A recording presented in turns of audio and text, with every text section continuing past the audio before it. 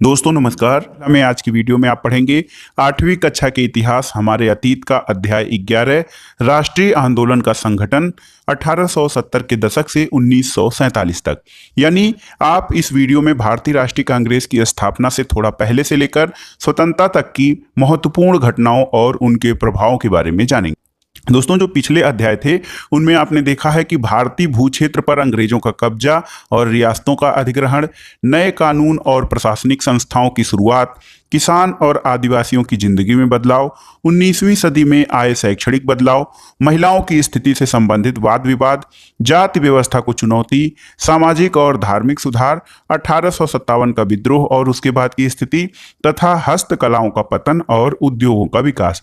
दोस्तों इन मुद्दों के बारे में जो कुछ भी आपने पढ़ा उसके आधार पर क्या आपको ऐसा लगता है कि भारत के लोग ब्रिटिश शासन से असंतुष्ट थे? यदि हाँ, तो विभिन्न समूह और वर्ग क्यों असंतुष्ट थे, इसके बारे में आप कमेंट बॉक्स में बताइएगा। सबसे पहले पढ़ते हैं राष्ट्रवाद का उदय। दोस्तों राष्ट्रवाद क्या है? तो नेशनलिज्म या राष्ट्रवाद ऐसी भावना है जो लोगों को एक राष्ट्र के रूप में संगठित करती है। अपने राष्ट्र के प्रति प्रेम, त्याग और समर्पण की बात जो है वो राष्ट्रवाद के अंतर्गत आती है। दोस्तों जितने सारे बदलाव हुए थे उससे लोगों को एक अहम सवाल के बारे में सोचने के लिए विवश किया कि यह देश क्या है और किसके लिए है। इसका जवाब धीरे धीरे इस रूप में सामने आया कि भारत का मतलब है यहाँ की जनता, भारत यहाँ रहने वाले किसी भी वर्ग, जाति, पंथ, भाषा या जेंडर वाले तमाम लोगों का घर है और यह देश और इसके सारे संसाधन और इसकी सारी व्यवस्था उन सभी के लिए है। इस जवाब के साथ ही ये एहसास भी सामने आया कि अंग्रेज भारत के संसाधनों और यहाँ के लोगों की जिंदगी पर कब्जा जमाए हुए हैं और जब तक यह नियंत्रण खत्म नहीं होता भारत यहाँ के लोगों का यानी भारतीयों का नहीं हो सकता। तो अपने राष्ट्र के प्रति प्रेम, दया, प्रेम, समर्पण, त्याग और सबसे बड़ी बात कि हम अपने देश के खुद मालिक हैं, हम अपने मस्तिष्क के, अपने शरीर के मालिक खुद हैं, ये भावना जब तक नहीं आएगी तब तक राष्ट्रवाद का अर्थ चरितार्थ नहीं हो सकता है। और औपनिवेशिक काल में ऐसा हुआ था कि भारतीयों के जमीन, दौलत, उनके मन मस्तिष्क पर अंग्रेजों का स्वामित्व था। दोस्तों ये जो भावना थी, ये चेतना थी 1850 के बाद बने राजनीतिक संगठनों में साफ दिखाई देने लगी थी। 1870 और 1880 के दशक में अनेक राजनीतिक संगठन बने और इन राजनीतिक संगठनों में यह चेतना और भी गहरी हो गई थी।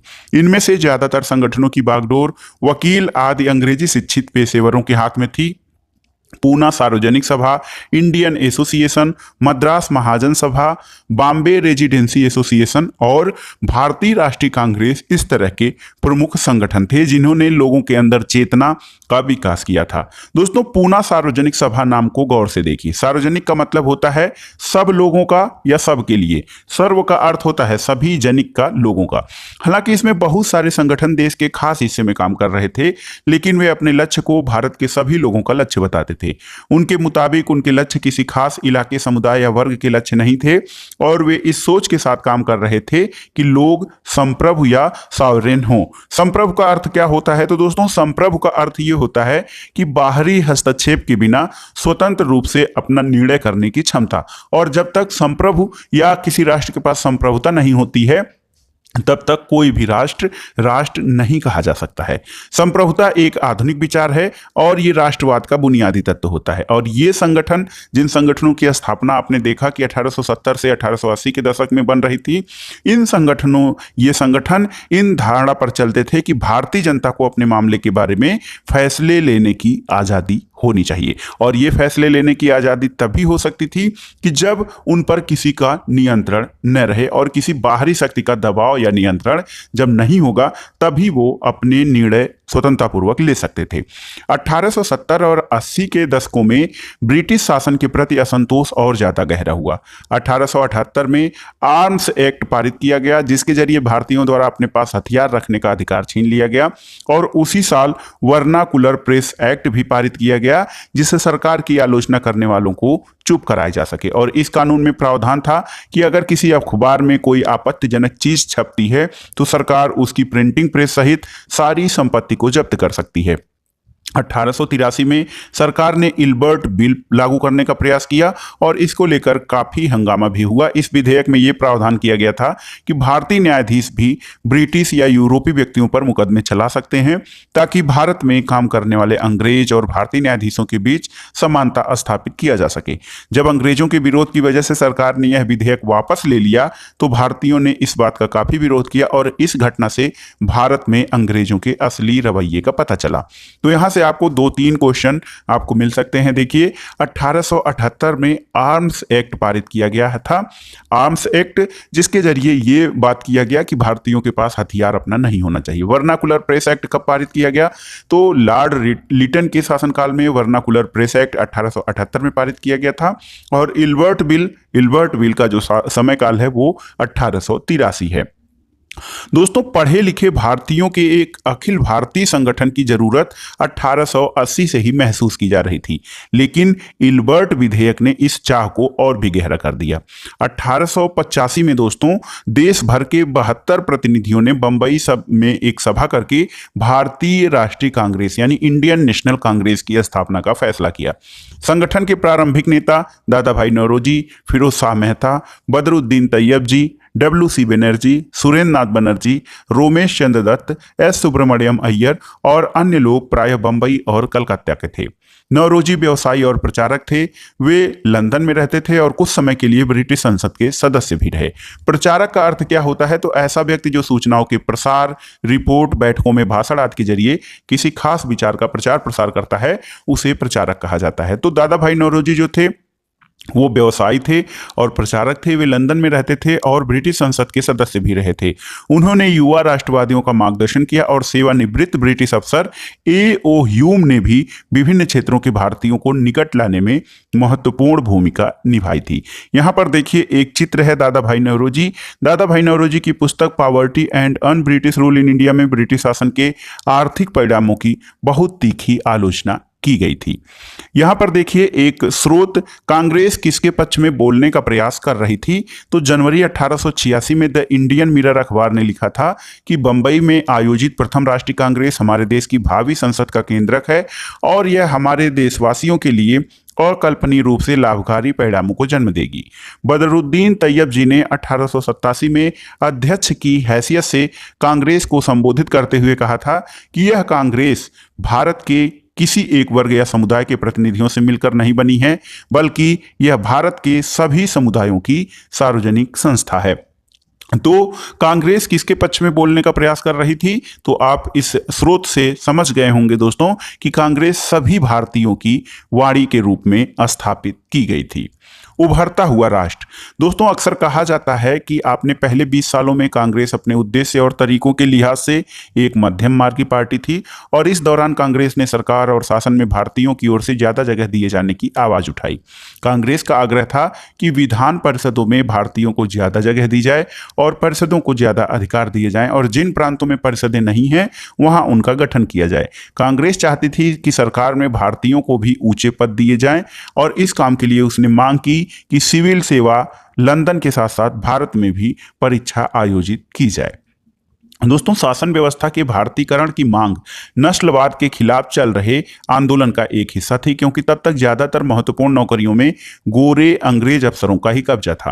अंग्रेज आमतौर पर यह मानकर चलते थे कि भारतीयों को जिम्मेदारी भरे पद नहीं दिए जा सकते हैं, क्योंकि अंग्रेज अफसर अपने भारी भरकम वेतन का एक बड़ा हिस्सा ब्रिटेन भेज देते थे। इसलिए लोगों को उम्मीद थी कि भारतीकरण से यहाँ के लोगों की धन संपत्ति भी कुछ हद तक भारत में रुकने लगेगी।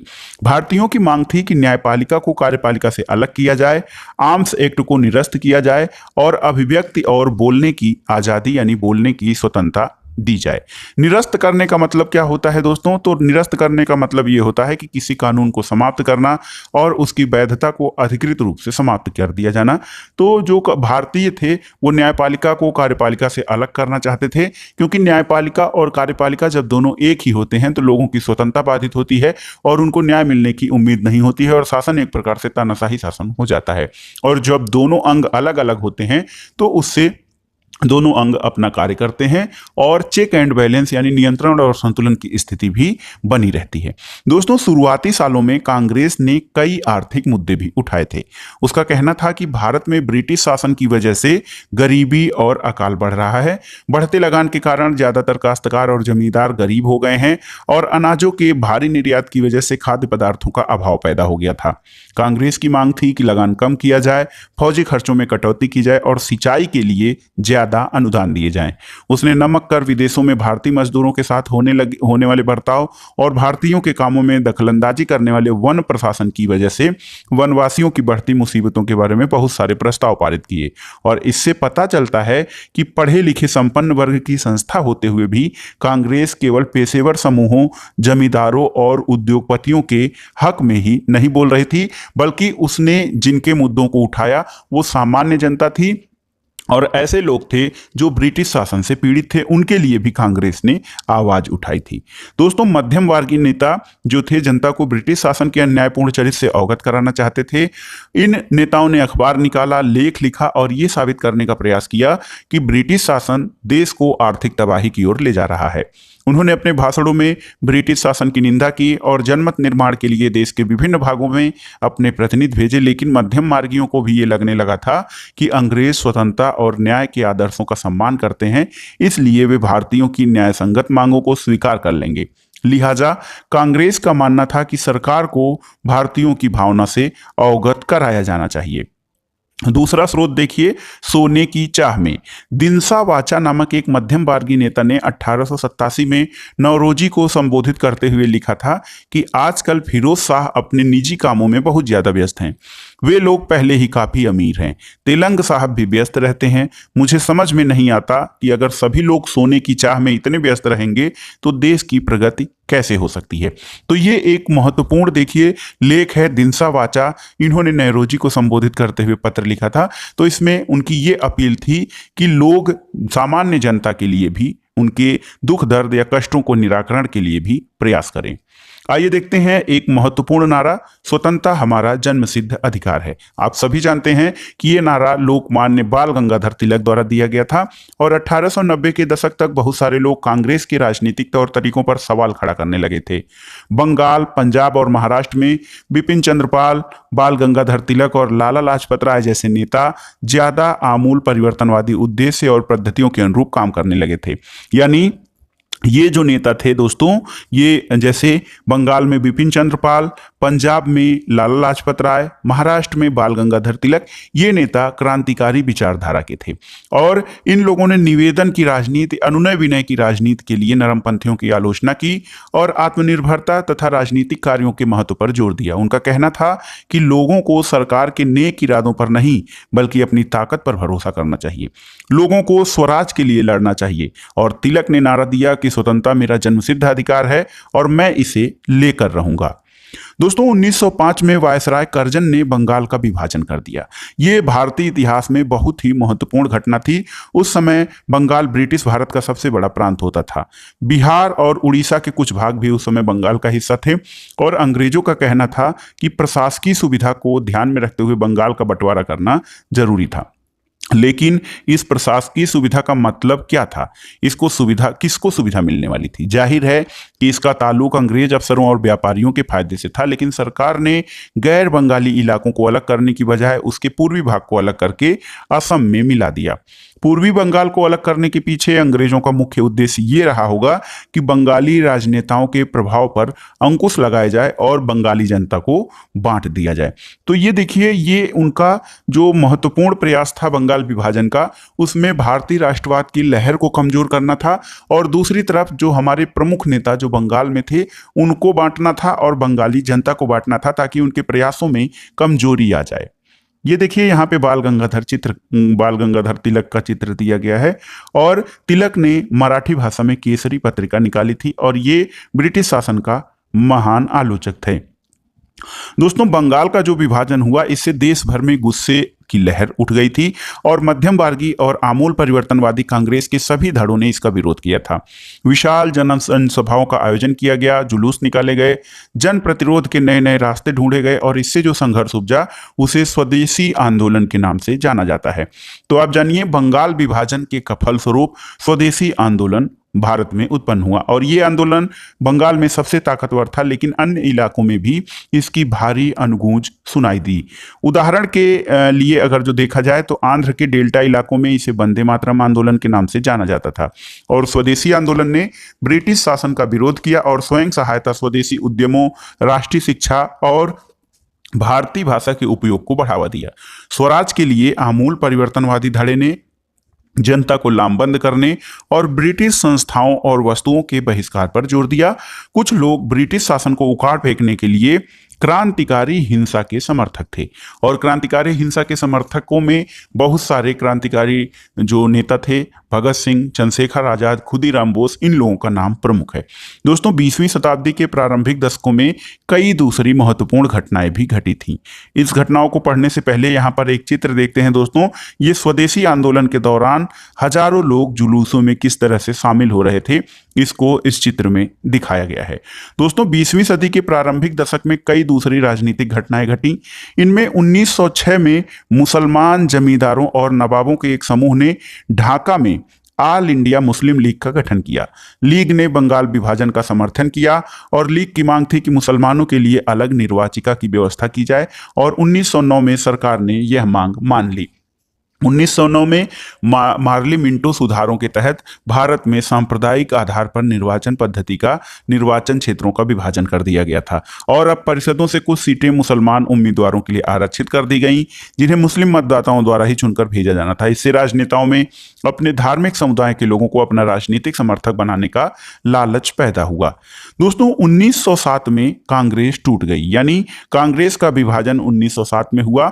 मध्यम मार्गी जो धड़ा था वो बहिष्कार की राजनीति के विरुद्ध था और इन लोगों का मानना था कि इसके लिए बल प्रयोग की आवश्यकता होती है, जो कि सही नहीं है। संगठन टूटने के बाद कांग्रेस पर मध्यम वर्गीय धड़े का दबदबा बन गया, जबकि तिलक के अनुयायी बाहर से काम करने लगे। दिसंबर 1915 में दोनों खेमों में एक बार फिर एकता स्थापित हुई और अगले साल कांग्रेस और मुस्लिम लीग के बीच ऐतिहासिक लखनऊ पैक्ट यानी लखनऊ समझौते पर दस्तखत हुए और दोनों संगठनों ने देश में प्रातिनिधिक सरकार के गठन के लिए मिलकर यानी एक साथ मिलकर काम करने का फैसला लिया। क्रांतिकारी हिंसा क्या होती है दोस्तों? तो समाज में आमूल चूल बदलाव लाने के लिए हिंसा का उपयोग करना क्रांतिकारी हिंसा होती है। परिषद या काउंसिल तो प्रशासकीय, सलाहकारी या प्रातिनिधिक दायित्वों को निभाने वाली मनोनीत या निर्वाचित संस्था को परिषद कहा जाता है। अगला टॉपिक देखते हैं, जन राष्ट्रवाद का उदय। दोस्तों, आपने जान लिया कि कांग्रेस और मुस्लिम लीग ने अब मिलकर राष्ट्रीय आंदोलन में साथ जो है राष्ट्रीय आंदोलन के लिए हिस्सा लेने का मन बनाया। 1916 के कांग्रेस अधिवेशन में लखनऊ पैक्ट हुआ था। इससे जन राष्ट्रवाद का उदय। तो 1919 के बाद अंग्रेजों के खिलाफ चल रहा संघर्ष धीरे धीरे एक जन आंदोलन में बदलने लगा था। इसमें किसान, आदिवासी, विद्यार्थी और महिलाएं बड़ी संख्या में जुड़ते गए और कई बार औद्योगिक मजदूरों ने भी आंदोलन में योगदान दिया और 20 के दशक में कुछ खास व्यावसायिक समूह भी कांग्रेस को सक्रिय समर्थन देने लगे थे। लेकिन ऐसा क्यों हुआ? एक आंदोलन जो कि केवल मध्यम वर्गीय पढ़े लिखे लोगों तक ही था, उसमें अन्य लोग क्यों जुड़ते गए? दोस्तों, इसके कुछ कारण हैं।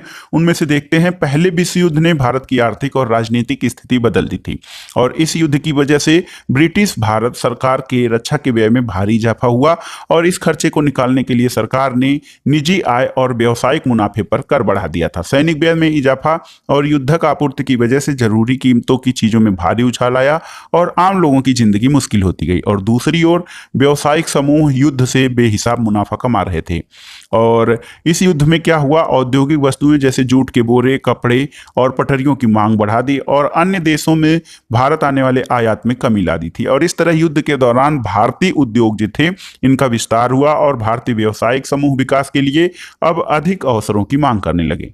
युद्ध ने अंग्रेजों को अपनी सेना बढ़ाने के लिए विवश किया। एक विदेशी युद्ध की खातिर गांवों में सिपाहियों की भर्ती के लिए दबाव डाला जाने लगा। बहुत सारे सिपाहियों को दूसरे देशों में युद्ध के मोर्चों पर भेज दिया गया और इनमें से बहुत सारे सिपाही युद्ध के बाद यह समझदारी लेकर लौटे कि साम्राज्यवादी शक्तियां एशिया और अफ्रीका के लोगों का किस तरह शोषण कर रही हैं। फलस्वरूप ये लोग भी भारत में औपनिवेशिक शासन का विरोध करने लगे। इसके अलावा 1917 में रूस में बोल्शेविक क्रांति हुई थी और इस घटना के चलते किसानों और मजदूरों के संघर्षों का समाचार और समाजवादी विचार बड़े पैमाने पर फैलने लगे थे, जिससे भारतीय राष्ट्रवादियों को नई प्रेरणा मिलने लगी थी। अब एक देखिए क्रांतिकारी परिवर्तन हुआ भारतीय राष्ट्रीय आंदोलन में महात्मा गांधी के आगमन से। दोस्तों, इन्हीं हालात में जब ये स्थिति चल रही थी तो महात्मा गांधी एक जन नेता के रूप में सामने आए। गांधी जी 46 वर्ष की उम्र में सन 1915 में दक्षिण अफ्रीका से भारत लौटे थे। वे वहां पर नस्लभेदी पाबंदियों के खिलाफ अहिंसक आंदोलन चला रहे थे और अंतर्राष्ट्रीय स्तर पर उनकी अच्छी मान्यता थी, लोग उनका आदर करते थे। दक्षिण अफ्रीकी आंदोलनों की वजह से उन्हें हिंदू, मुसलमान, पारसी और ईसाई, गुजराती, तमिल और उत्तर भारतीय, उच्च वर्गीय व्यापारी, वकील और मजदूर सब तरह के भारतीयों से मिलने जुलने का मौका मिल चुका था। महात्मा गांधी ने पहले साल पूरे भारत का दौरा किया और इस दौरान वे यहाँ के लोगों, उनकी ज़रूरतों और हालात को समझने में लगे रहे। उनके शुरुआती प्रयास में चंपारण, खेड़ा और अहमदाबाद के स्थानीय आंदोलनों के रूप में सामने आए और इन आंदोलनों के माध्यम से उनका राजेंद्र प्रसाद और वल्लभ भाई पटेल से परिचय हुआ। 1918 में अहमदाबाद में उन्होंने मिल मजदूरों की हड़ताल का सफलतापूर्वक नेतृत्व किया। दोस्तों, ये देखिए यहाँ पर एक चित्र दिया गया है। इस चित्र में नाटाल कांग्रेस के संस्थापक, डरबन दक्षिण अफ्रीका 1895 में अन्य भारतीयों के साथ महात्मा गांधी ने नस्ली भेदभाव का विरोध करने के लिए नाटाल कांग्रेस का गठन किया था। क्या आप चित्र में गांधी जी को पहचान सकते हैं? दोस्तों, वह पिछली कतार में ठीक बीच में कोट और टाई पहने। यहाँ पर देखिए, ये जो चित्र है ये महात्मा गांधी का है। ये कोट और टाई पहने हुए यहाँ पर दिखाई दे रहे हैं। अब आइए जानते हैं दोस्तों रॉलेट सत्याग्रह के बारे में।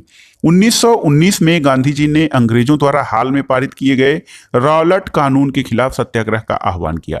ये कानून अभिव्यक्ति की स्वतंत्रता जैसे मूलभूत अधिकारों पर अंकुश लगाने और पुलिस को और ज्यादा अधिकार देने के लिए लागू किया गया था।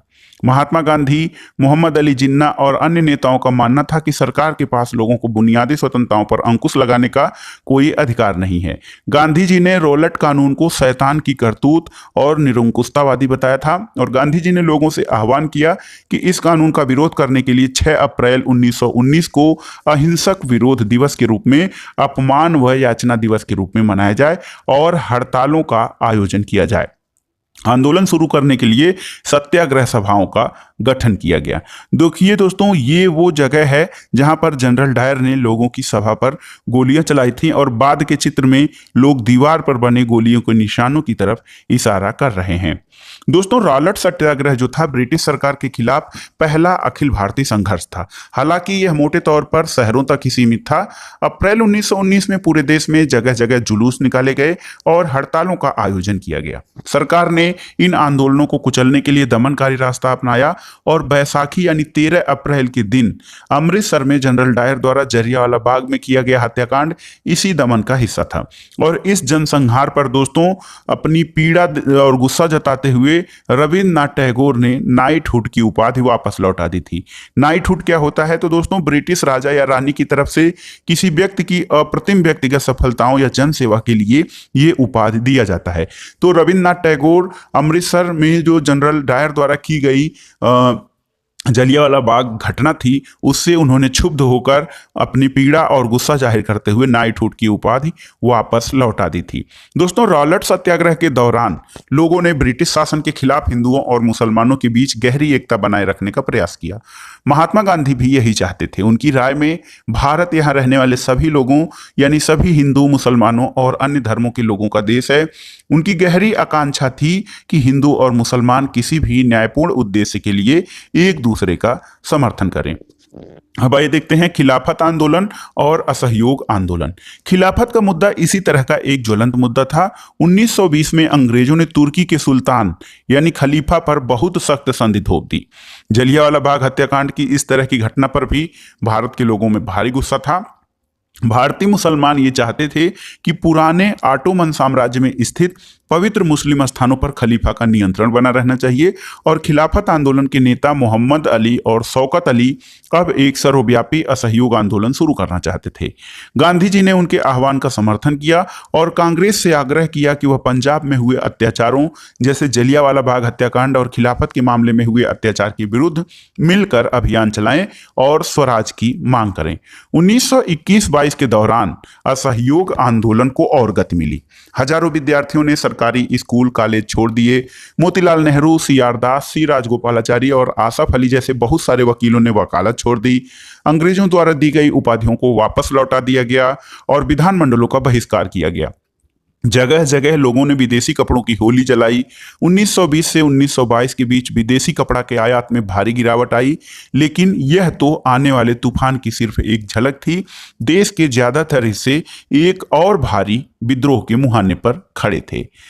इसके अलावा देखिए दोस्तों, यहाँ पर एक कटिंग दी गई है, पीड़ा का चिरंतन सिद्धांत।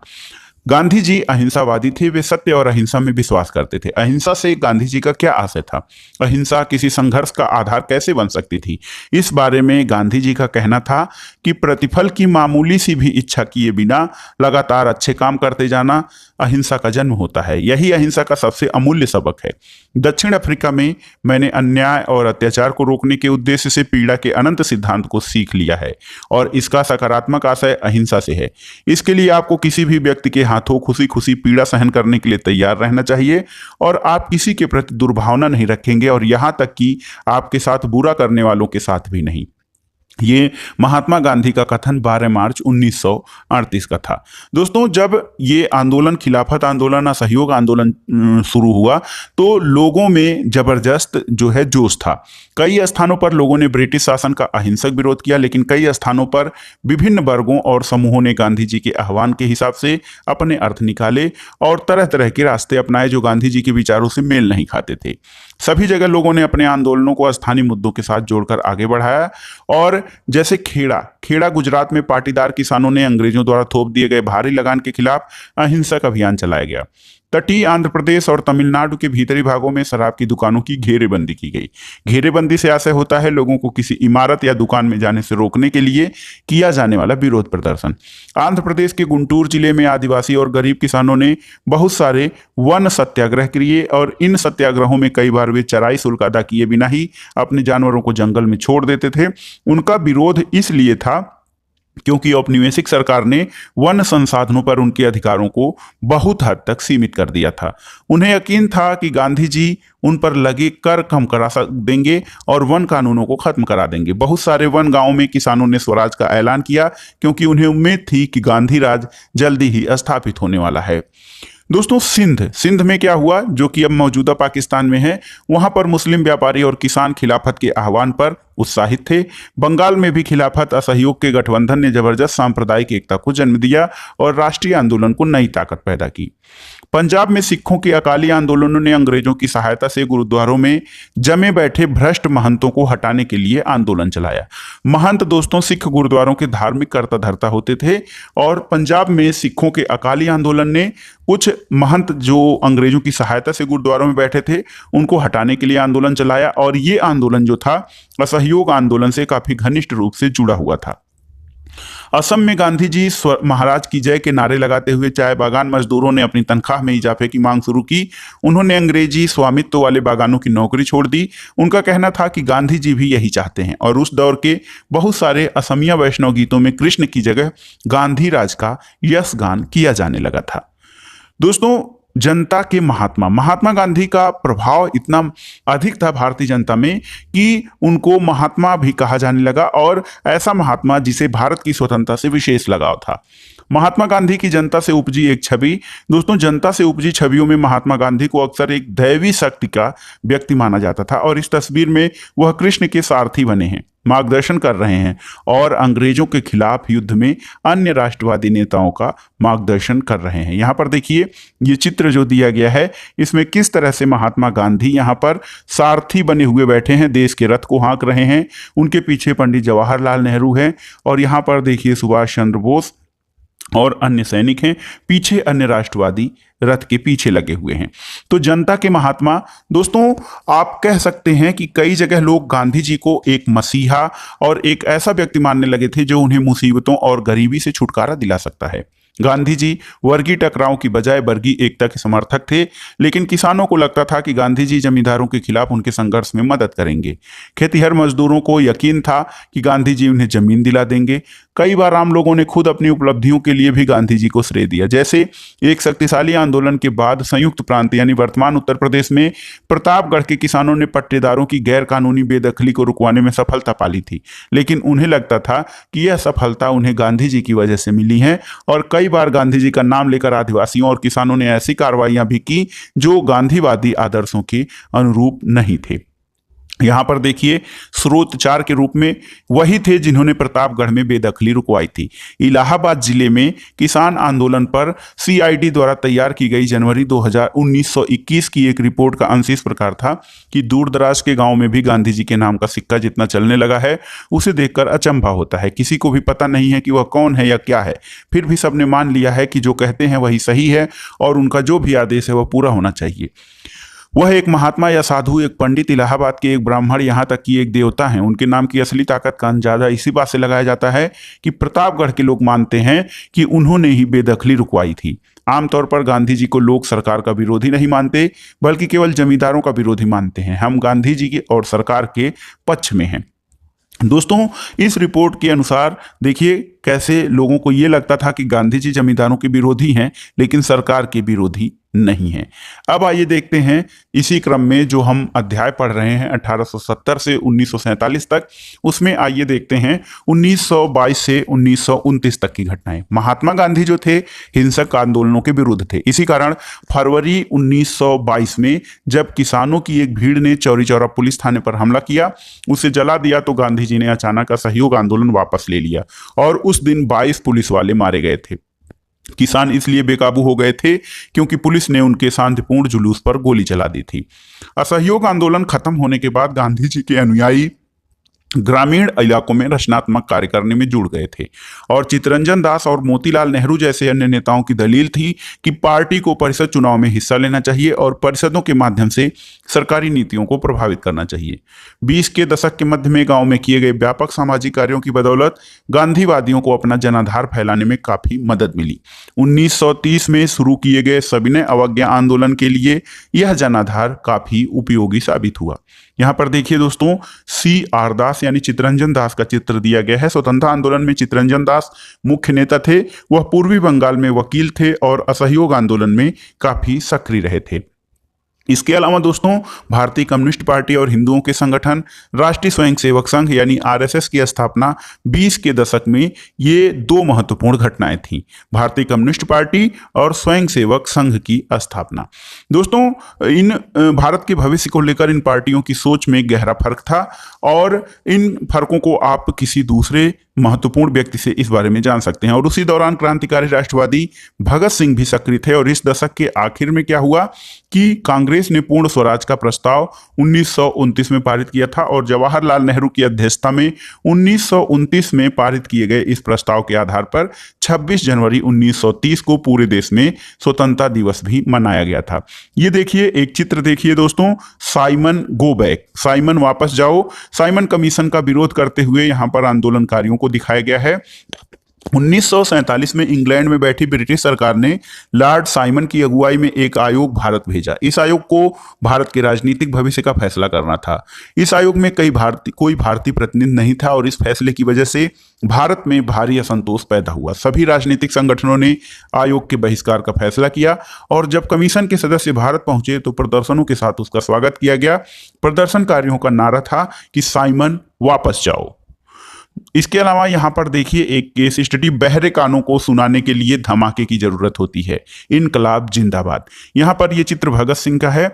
भगत सिंह और उनके साथियों जैसे क्रांतिकारी राष्ट्रवादी औपनिवेशिक शासन तथा अमीर शोषक वर्गों से लड़ने के लिए मजदूरों और किसानों की क्रांति चाहते थे और इस काम को पूरा करने के लिए उन्होंने 1928 में दिल्ली स्थित फिरोज शाह कोटला में हिंदुस्तान सोशलिस्ट रिपब्लिकन एसोसिएशन यानी HSRA की स्थापना की। HSRA के सदस्यों ने लाला लाजपत राय पर लाठीचार्ज करने वाले सैंडर्स नामक पुलिस अफसर की हत्या कर दी थी और इसी लाठीचार्ज के बाद लाला लाजपत राय की मृत्यु हो गई थी। अपने साथी राष्ट्रवादी B.K. दत्त के साथ भगत सिंह ने 8 अप्रैल 1929 को केंद्रीय विधान परिषद में बम फेंका था। क्रांतिकारियों ने अपने पर्चे में कहा था कि उनका मकसद किसी की जान लेना नहीं बल्कि बहरों को सुनाना है। विदेशी सरकार को उसके द्वारा किए जा रहे भयानक शोषण से अवगत कराना था और इसी आरोप में भगत सिंह पर मुकदमा चलाया गया और 23 साल की उम्र में उन्हें फांसी पर चढ़ा दिया गया था। अब आइए देखते हैं अगला जो प्रयास है, दांडी मार्च। दोस्तों, पूर्ण स्वराज अपने आप आने वाला नहीं था, इसके लिए एक संघर्ष और लड़ाई की जरूरत थी। 1930 में गांधी जी ने ऐलान किया कि वह नमक कानून तोड़ने के लिए यात्रा निकालेंगे और उस समय तक नमक के उत्पादन और बिक्री पर सरकार का एक अधिकार होता था। महात्मा गांधी और अन्य राष्ट्रवादियों का मानना था कि नमक पर टैक्स वसूलना पाप है क्योंकि यह हमारे भोजन का एक बुनियादी हिस्सा होता है। नमक सत्याग्रह ने स्वतंत्रता की व्यापक चाह को लोगों की एक खास शिकायत पर सभी से जोड़ दिया था और इस तरह अमीरों और गरीबों के बीच मतभेद पैदा नहीं होने दिया। गांधी जी और उनके अनुयायी साबरमती से 240 किलोमीटर दूर स्थित दांडी तट पर पैदल गए और वहां उन्होंने तट पर बिखरा नमक इकट्ठा करते हुए नमक कानून का सार्वजनिक रूप से उल्लंघन किया। यहां पर देखिए, महात्मा गांधी प्राकृतिक नमक इकट्ठा करते हुए नमक कानून की अवहेलना कर रहे हैं। ये दांडी 6 अप्रैल 1930 का चित्र है। इसके अलावा दोस्तों, उन्होंने पानी उबालकर भी नमक बनाया और इस आंदोलन में किसानों, आदिवासियों और महिलाओं ने बड़ी संख्या में हिस्सा लिया। नमक के मुद्दे पर एक व्यावसायिक संघ ने पर्चा प्रकाशित किया। सरकार ने शांतिपूर्वक सत्याग्रहियों के निर्मम दमन के लिए आंदोलन को कुचलने का प्रयास किया और हजारों आंदोलनकारियों को जेल में डाल दिया गया। भारतीय जनता के साझा संघर्षों के चलते आखिरकार 1935 के गवर्नमेंट ऑफ इंडिया एक्ट में प्रांतीय स्वतंत्रता का प्रावधान किया गया और सरकार ने ऐलान किया कि 1937 में प्रांतीय विधायिकाओं के लिए चुनाव कराए जाएंगे और इन चुनाव के परिणाम आने पर 11 में से 7 प्रांतों में कांग्रेस की सरकार बनी थी।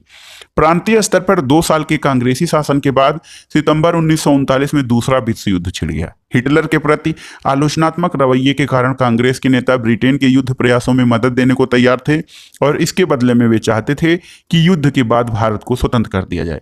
अंग्रेजों ने यह बात नहीं मानी और कांग्रेसी सरकारों ने विरोध में इस्तीफा दे दिया।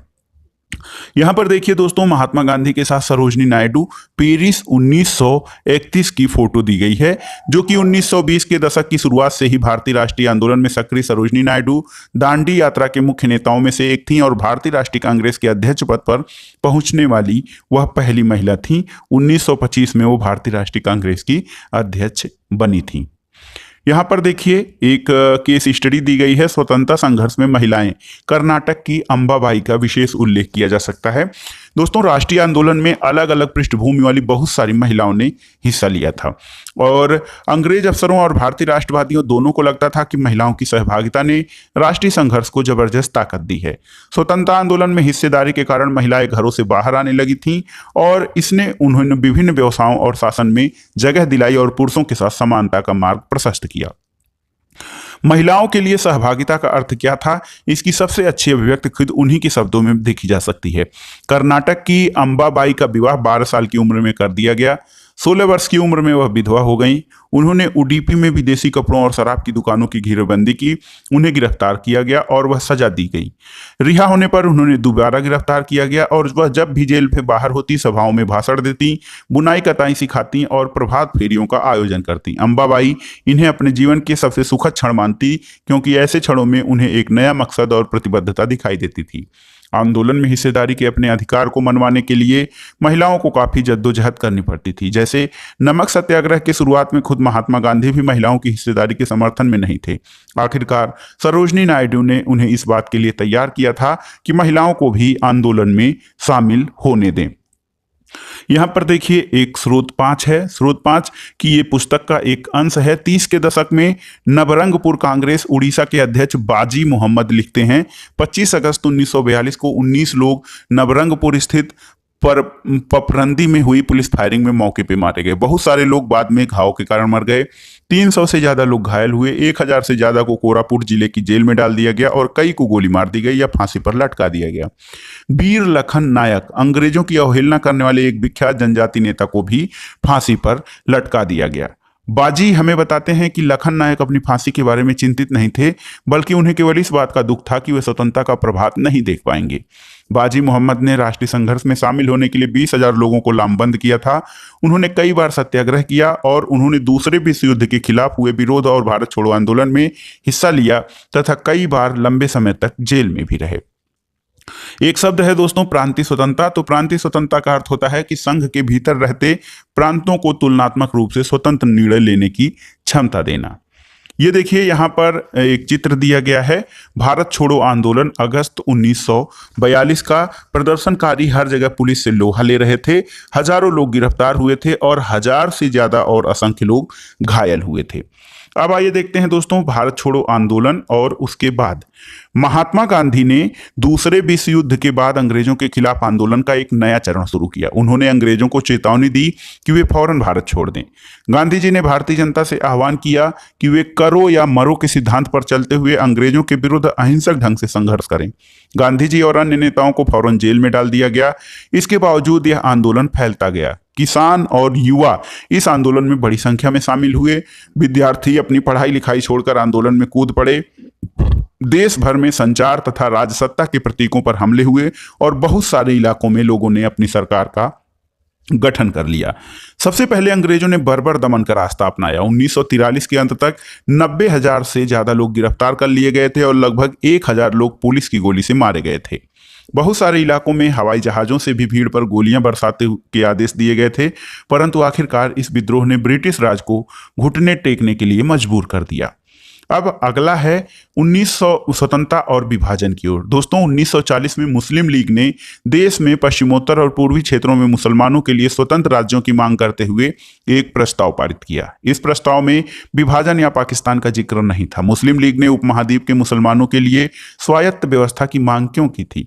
1930 के दशक से आखिरी सालों से जो मुस्लिम लीग थी वो मुसलमानों और हिंदुओं को अलग अलग राष्ट्र मानने लगी थी। उनका विचार था कि हिंदू और मुस्लिम अलग अलग राष्ट्र हैं और इस विचार तक पहुंचने में 20 और 30 के दशक में हिंदुओं और मुसलमानों के बीच हुए कुछ संगठनों का भारी योगदान रहा था। दोस्तों ये कुछ तनाव ऐसे थे जिससे हिंदुओं और मुस्लिमों के बीच जो था वो मतभेद बढ़ा था। 1937 के प्रांतीय चुनाव संभवतः इससे भी ज्यादा बड़ा कारण रहे थे और इन चुनाव ने मुस्लिम लीग को इस बात पर यकीन दिला दिया कि यहाँ मुसलमान अल्पसंख्यक हैं और किसी भी लोकतांत्रिक संरचना में उन्हें हमेशा द्वितीयक या गौड़ भूमिका निभानी पड़ेगी। मुस्लिम लीग को यह भी भय था कि संभव है कि मुसलमानों को प्रतिनिधित्व ही न मिल पाए और 1937 में मुस्लिम लीग संयुक्त प्रांत में कांग्रेस के साथ मिलकर सरकार बनाना चाहती थी, लेकिन कांग्रेस ने इस प्रस्ताव को स्वीकार नहीं किया, जिससे फासला और बढ़ गया था। 30 के दशक में मुस्लिम जनता को अपने साथ लामबंद करने में कांग्रेस की विफलता ने भी लीग को अपना सामाजिक जनाधार फैलने में मदद की और 40 के दशक के शुरुआती सालों में जिस समय कांग्रेस के ज्यादातर नेता जेल में थे, उस समय लीग ने अपना प्रभाव फैलाने के लिए तेजी से प्रयास किए। 1945 में विश्व युद्ध यानी द्वितीय विश्व युद्ध खत्म हुआ। उसके बाद अंग्रेजों ने भारतीय स्वतंत्रता के लिए कांग्रेस और लीग से बातचीत शुरू कर दी। यह वार्ता असफल रही क्योंकि लीग का कहना था कि उसे भारतीय मुसलमानों का एकमात्र प्रतिनिधि माना जाए। कांग्रेस इस दाव को मंजूर नहीं कर सकती थी क्योंकि बहुत सारे मुसलमान भी अभी उसके साथ थे। 1946 में दोबारा प्रांतीय चुनाव हुए। सामान्य निर्वाचन क्षेत्रों में कांग्रेस का प्रदर्शन तो अच्छा था, लेकिन मुसलमानों के लिए आरक्षित सीटों पर लीग को बेजोड़ सफलता मिली। लीग जो थी वो पाकिस्तान की मांग पर चलती रही और मार्च 1946 में ब्रिटिश सरकार ने इस मांग का अध्ययन करने और स्वतंत्र भारत के लिए एक सही राजनीतिक बंदोबस्त सुझाने के लिए 3 सदस्यीय परिसंघ भारत भेजा। इस परिसंघ में इस मिशन में सुझाव दिया कि भारत अविभाजित रहे और उसे मुस्लिम बहुल क्षेत्रों की स्वायत्तता देते हुए एक ढीले ढाले महासंघ के रूप में संगठित किया जाए।